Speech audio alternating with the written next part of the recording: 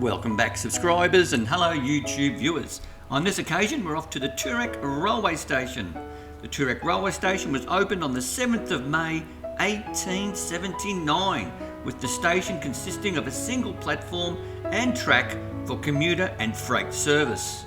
The journey to Flinders Street Station is approximately 6.5 kilometres or 4 miles and it takes about 11 minutes. The station was named after Toorak House, built by merchant James Jackson in 1849. The name is believed to be an indigenous word meaning reedy swamp or black crow. The first station building was opened on the site between 1881 and 1883 to coincide with the duplication of track between the city and Oakley. The current station was constructed in 1914 to provide improved and additional facilities to what had become an increasingly busy and important location on the train network. In 1922, the line was electrified using 1500 volt DC overhead wires and 3-position signalling also introduced. In 1976, debate regarding the name of the station occurred as the station is located in the nearby suburb of Armidale. Suggestions were made about renaming the station, including naming the station after Albert Jacker, who was Australia's first recipient of the Victoria Cross, who was also mayor of the former St Kilda Council.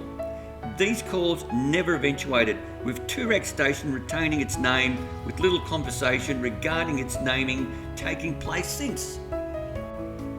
In 1972, the island platforms 2 and 3, were extended at both ends, and in 1977, a former goods siding and associated point work was permanently closed before being removed due to limited use. In 1993, major re-signalling works occurred between Toorak and Caulfield stations. The stations underwent minor upgrades with the installation of 2 new shelters on Platform 1 in the 2010s. In 2021, signalling upgrade works occurred to upgrade the corridor to high-capacity signalling as part of the Metro Tunnel project. In the mid-2010s, rezoning of Stonington Council allowed for higher density development next to Toorak Station. This allowed for the construction of 446 apartments and 18 townhouses across numerous towers. These towers have contributed to the increase of patronage and added density on an otherwise underutilised site. The station connects to the Route 72 tram and the Route 604-605 bus service. So, without further ado, let's check out the sights and sounds of Toorak Railway Station.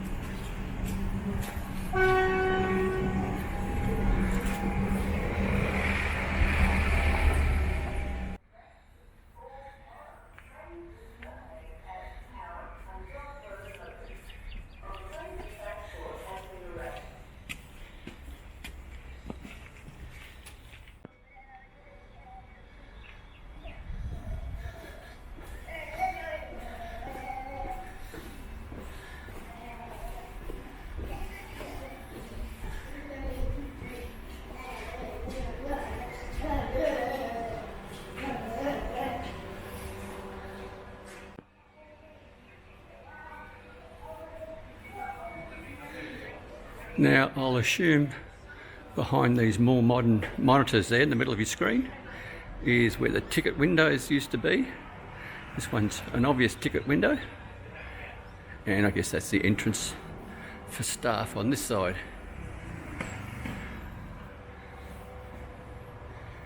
So there you go. That takes you right into that corner cafe type restaurant. And if I look down here, it's the ramp for 2 and 3, and this way takes you to the residential area. So here we are going down to platform 1. There is a train coming in, but it looks like it's for platform 2. So we'll do it in order: 1, 2, 3 and 4. So there's your platform, and I'm only going to guess and say some of the earlier photos that you saw the bill posters on were somewhere maybe along here, but that's only me guessing. Once again, I have to reiterate, I'm not an expert at all in anything to do with the trains or railway infrastructure or system, but because I have a bit of a passion at the moment for history, I keep stumbling into things railway related. And as we all probably know by now, that anything that's going to be over 120, 130 years old will either be a railway station, a church, a pub if it's made out of bricks and mortar and didn't get burnt down at some stage of its life, the post office also if it's bricks and mortar, the courthouse as always seem to be bricks and mortar. They're going to make sure that you are paying your taxes when you were finding that gold. So a lot of the government infrastructure and departments were bricks and mortar, and I think it's fair to say that it's very difficult, that I've experienced, to find anything that's older than 1850 that is still standing. I could be wrong, and I could be looking at the wrong things, but that's what I've noted going through towns and looking at the railway system. So here we are at the end of platform 1. There's that island platform of 2 and 3. I better get back into the shade. So we'll go to each one. This is a really pretty sort of station. Okay, so here we go down the island platform of 2 and 3.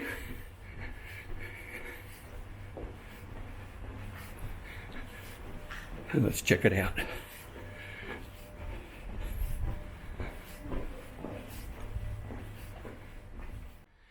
Now, as we can see from this angle, there's a lot of new apartments to the right of the station, and the old sort of historical side is to the left. Now, I can tell you that it's an unmanned railway station, so everything's automated. So here comes another train into platform 1. Now obviously, because it's got 4 platforms, it's sort of like a hub for a lot of the railway links, so it goes all over the place, and I'm assuming places like Frankston, Dandenong, Cranbourne, and if you're a real railway buff, you'll know exactly what I'm sort of talking about, and that's why the frequency of all the trains coming through here.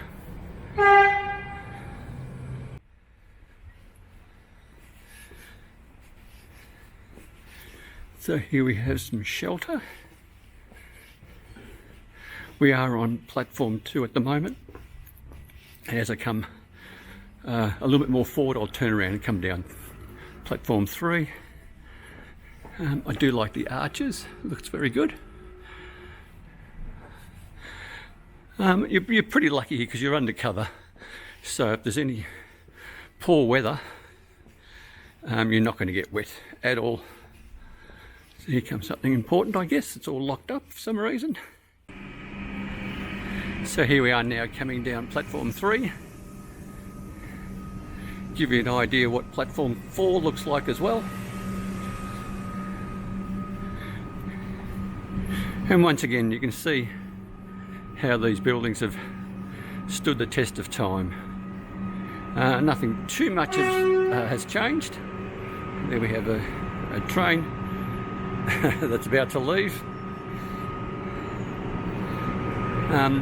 As I said, there's really not too much structural change to these buildings.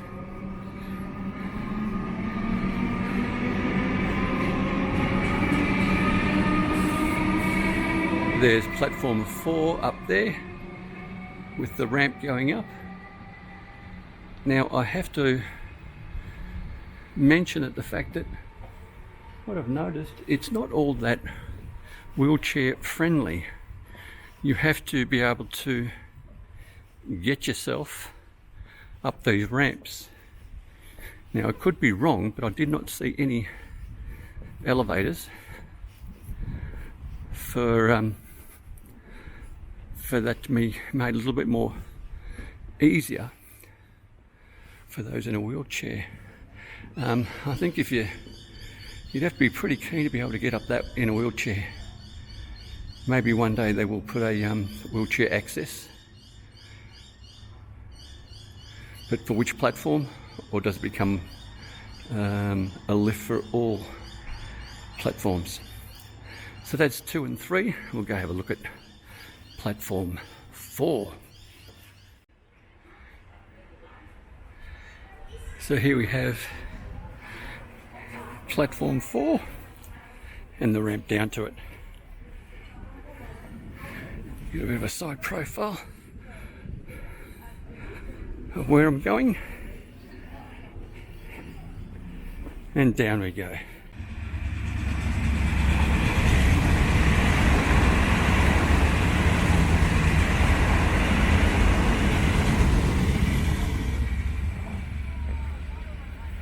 Now, as mentioned, very busy station. I've been here less than 15-20 minutes, and I would say no less than half a dozen trains have buzzed past.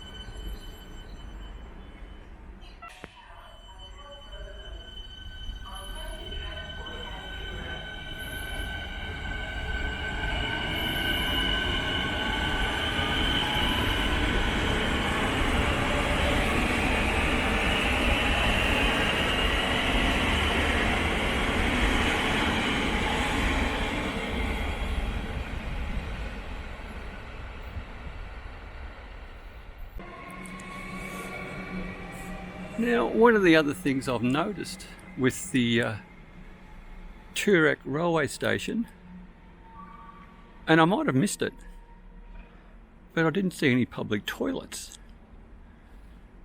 None whatsoever, but I might have missed it.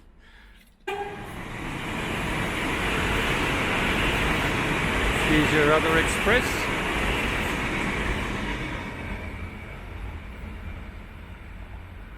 So as you can see, not every train going through does stop.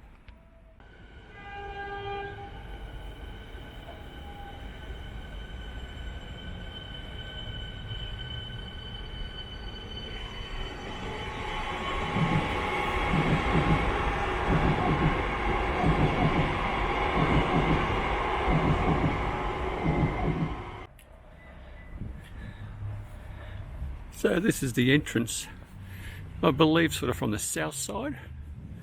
I'm not sure, that you'd normally come to where those joint apartments are.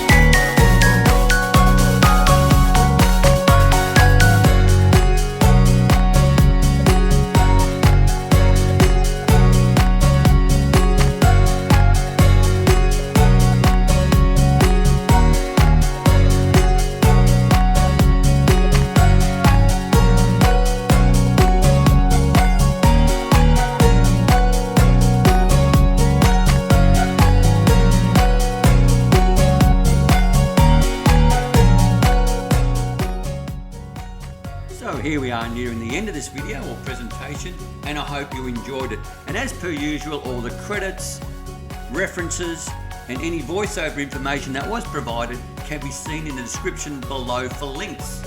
Now, if you did like the video, by all means, click on that like button or that thumbs up icon. Please consider subscribing. Subscribing does not cost you 1 cent, but it helps out the channel immensely. But most importantly, stay safe, commute safe, and have a great day.